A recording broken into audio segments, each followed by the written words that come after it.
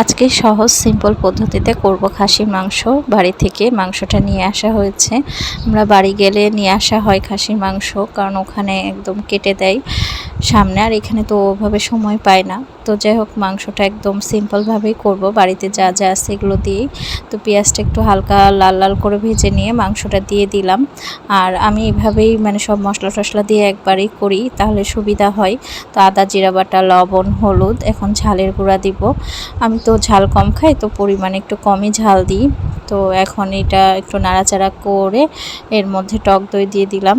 এখন বাড়িতে তো টক দই থাকে, প্রত্যেক দিন টক দই পাতা হয়, খাই। আর আলু আর দিলাম রসুন। রসুন ও পছন্দ করে, আমারও ভালো লাগে। তো আলুটা ভাজি না, আসলে ওই বললাম না, তাড়াতাড়িতে যেভাবে করা যায়। তো কষানো হয়ে গেছে, এই যে তেল ছেড়ে দিয়েছে। এখন প্রেশার কুকারে 2টা সিটি দিয়ে নেব। আর এই যে এর মধ্যে একটু গরম মশলার গুঁড়া দিয়ে দিলাম। তো এই তো আমার রান্না হয়ে গেছে খাসির মাংস। মাংসটা অনেক দেখতে সুন্দর হয়েছে, খেতেও অনেক মজা হয়েছিল। তো বাই বাই বন্ধুরা।